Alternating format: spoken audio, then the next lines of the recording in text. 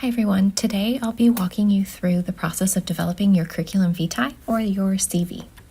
Let's start by first defining what that is. A CV or curriculum vitae is a detailed document that outlines your academic and professional accomplishments. This includes things like your education, your research, service opportunities, and relevant work history. You might need a CV if you're applying to graduate programs, you're applying for research-related positions, academic jobs, and some internships and fellowships. So how is a CV different from a resume, which you might already have? The reality is they both have the same goal. The goal is to communicate your experience and your accomplishments. The differences generally come down to very simple things like formatting, length, and the breadth of the content that you're going to include in there.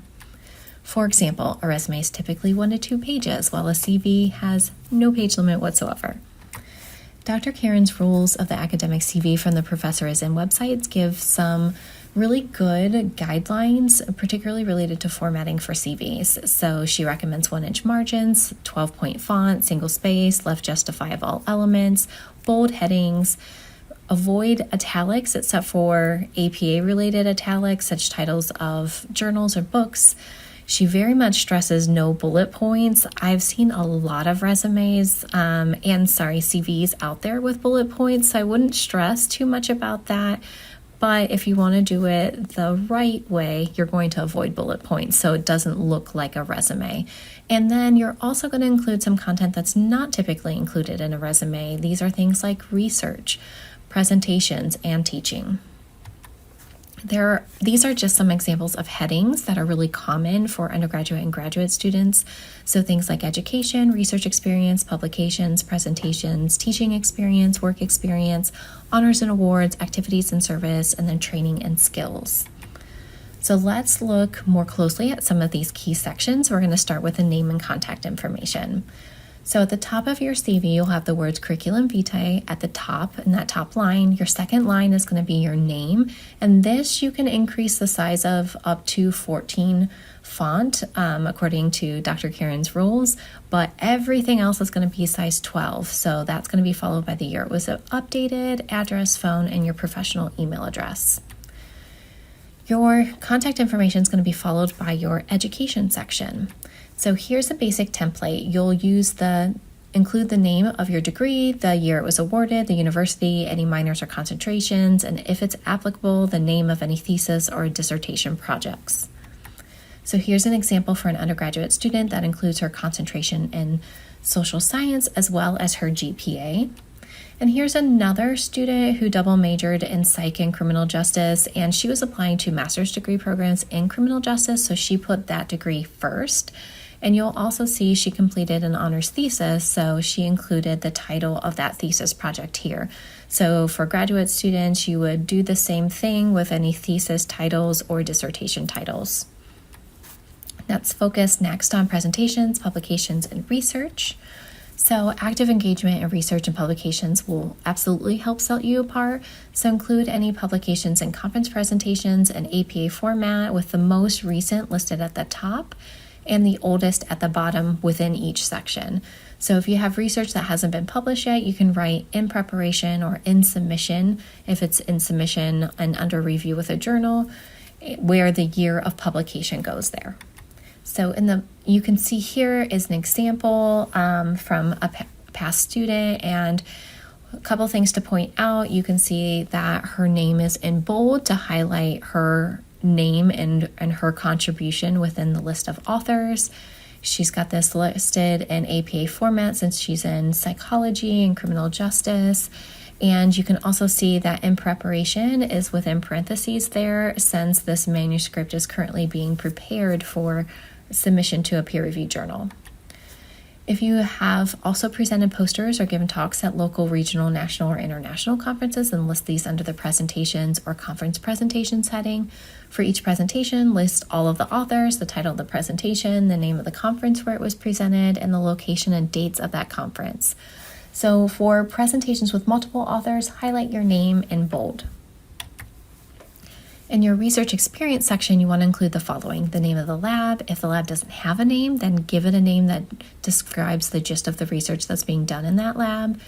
The name of the primary advisor who runs the lab, the dates that you worked, You're going to include start and end dates. If it was held for more than one semester, include that. A brief description of the projects that you worked on, your responsibilities, any skills that you required. You want to highlight things that are going to look good to the programs or the jobs that you're applying to. You also want to highlight things and quantify your accomplishments in a way that is going to make your things stand out.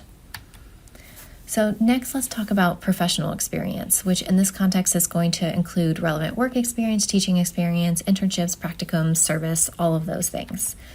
So here is an example of how you're going to format. You can see that all of these sections are formatted the same way. So you're going to include the year of the semester you completed the work, your title, the course or organization you worked with, and the location. You'll then describe and quantify your responsibilities and your accomplishments for each of those roles. So if you'll notice they're all looking the same here. So your teaching experience includes any tutoring or teaching assistant positions you've had, the types of experience. These types stand out, particularly if you're a TA or tutor for courses that people don't particularly like, but look good for grad school like stats or research methods. You also want to include your title, the name of the course, the school's name or organization for each position. You can include the advisor's name. So all of this is going to be the same as when we were talking about work experience and research experience. So include all of that information. One of the things I want to highlight about this student's teaching experience here is that she does a really great job of highlighting her quantifiable metrics. So including, I worked with 20 students and I presented a midterm and final review to 60 students. So quantifying those information, you could also include things like I had a grading turnaround time of less than a week or 3 days or whatever that is. So add those metrics in. I have a separate video that talks specifically about doing that I'll reference in the video description. Lastly, let's talk about honors, awards, memberships, and service. So here's a template for how you can highlight those, as well as how you can list professional memberships. So generally, professional memberships are just going to be a list at the bottom of your CV of active ones. But if you want to list past ones, you can just add that year in there. For the honors, grants, and scholarships, you're going to include the name and the awarding organization. So here's an example from a past student. And what you'll notice here is we've got the names of the awards and as well as the awarding organization. You will also sometimes see if you were awarded a grant, the amount of that grant included in there, particularly for ones that have higher amounts.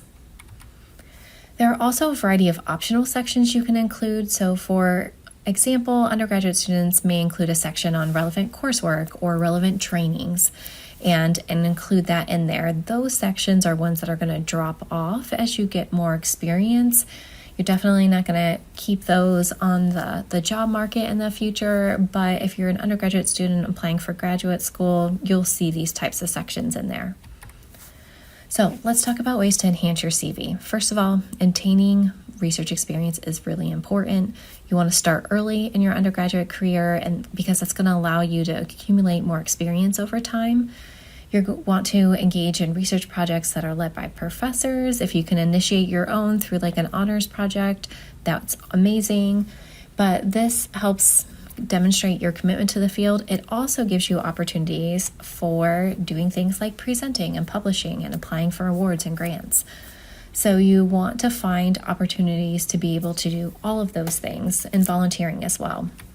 So participating in university symposiums, regional conferences, or even national events looks great and it can help you network. I try to encourage students to present at university-sponsored and regional conferences since they're the most affordable. Also, consider publishing your findings. You can begin with undergraduate research journals such as Modern Psychological Studies, since they're more accessible and specifically designed for students. So if you're working with a faculty member, peer-reviewed journals might also be an option. Talk with them about it. Adding volunteer work in your field is another excellent way to enhance your CV, whether it's visiting older adults in a nursing home, registering voters with the League of Women Voters, helping your local food bank, or any other field-related volunteer work. These experiences show your initiative and your dedication to making a positive impact. So it's important to remember that to win a grant or award, you first need to apply. So applying for these grants and awards offers not just potential financial support for your projects, but it also serves as recognition for your academic and your research achievements. So start small and don't hesitate to seek guidance from mentors when you're preparing these applications. So when listing these experiences on your CV, make sure to quantify these accomplishments. I know I've mentioned this before, but mention the number of participants in your study, the amount of funding received, or the specific outcomes or impact of your projects. These help make your contributions clear and impactful. So again, see my other video on quantifiable metrics for more information. There are a lot of templates out there that are masquerading as CV templates. So if you go to Canva or Google, for example, you will see templates that look very pretty, but they're very poorly formatted resumes, and they're definitely not CVs. So the truth is, most of these aren't appropriate for either a resume or a CV. They're not applicant tracking system friendly, and you want to avoid them. So to help you get started, please see the video description for a link to my free CV template. I have one with annotations and tips, and I also have a blank one that you can just fill in. To further develop your CV, I encourage you to take advantage of university career services and online resources provided by professional organizations. So I'm in psych, so that would be APA or PsyOp or PsyChi. Also, continuously update your CV with new experiences and seek feedback from mentors and advisors. And then finally, I have a couple other videos on how to use AI for things like building your resume, your LinkedIn profile, so you can see those for other tips. So thanks for sticking with me. See the video description for additional resources and leave a comment if you have any questions.